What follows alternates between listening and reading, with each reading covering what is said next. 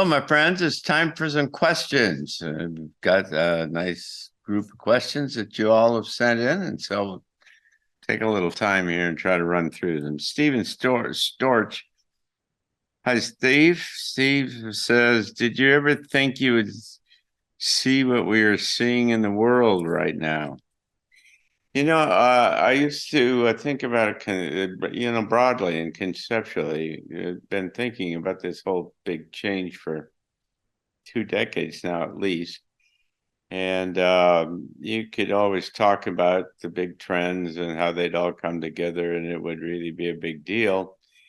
And but the details and the kind of complexity of the whole thing were hard, if not impossible, to anticipate at a distance. But once you get in the middle of this whole thing, you kind of say, wow, it's happening. It's happening. I've been talking about this for a long time and now it's happening. So, yeah, I kind of anticipated a goodly part, some of it, and certainly in broad terms.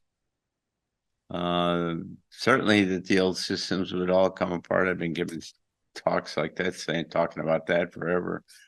The old system is going to implode and they generate a vacuum for the emergence of a new one.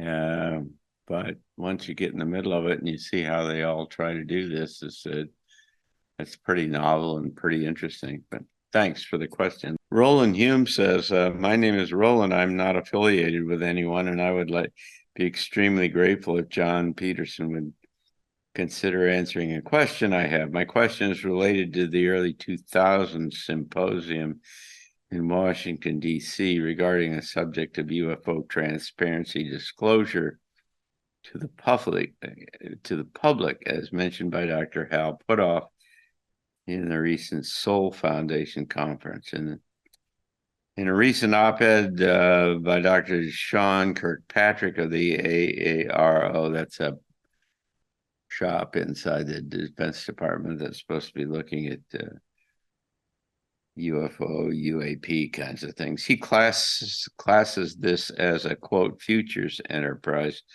Therefore, my question is the futures enterprise quoted by Dr. Kirkpatrick an Arlington Institute Study Symposium? I would be grateful for any information John Peterson might be able to add to provide clarity. Thank you for your time. Kindest regards and best wishes. Yes, as a matter of fact. Yeah, that was a project that we did. It was just an afternoon kind of one. I had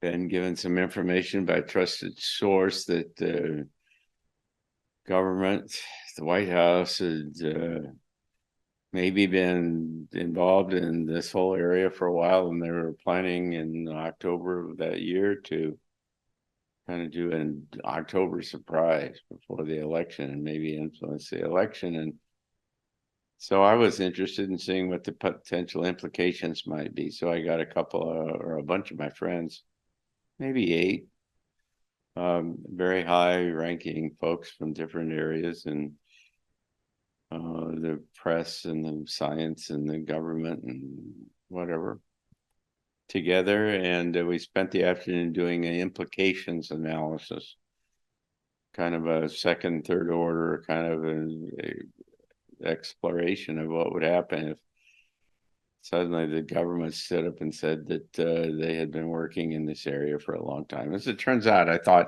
I decided after the fact they were just messing with me and trying to find out what I would do, or maybe if I plug it into the political process with the Democrats and see if, I don't know, but it was an extraordinary and an interesting kind of afternoon. And what we found out was that there were a lot of ways in which the whole disclosure process could go sideways. And as a matter of fact, as I remember it, there was something like 38 kind of basic scenarios that we came up with, different paths into the future relative to different sectors like religion and economics and politics and whatever. And there were only 2 of them that didn't kind of blow up in one way or another and generate really disruptive kind of reactions. And all of us kind of came away, and that was perhaps one of the most systematic and kind of in-depth attempts that anybody had made to try to figure out how this all worked, and the might work. And we all came away kind of, although most of us or many of us have been very interested in trying to get disclosure as soon as possible and so on. We kind of walked backwards out of that and said, wow, this thing could go sideways really fast, and that you'd really have to treat this very carefully. And so, yeah, that's one of a couple of very interesting projects that we've done in the past in the Arlington Institute. Alan Trevor Sutton says, do you have or know anything at all, anything or all things regarding chemtrails and their formations, distribution patterns, etc., produced by any of Dr. David Martin's research? I don't think Dave Martin has researched chemtrails, or certainly in depth. The guys who have really researched it are James Lee, Jim Lee, and then there's the other guy. I'll remember his name here in a minute. But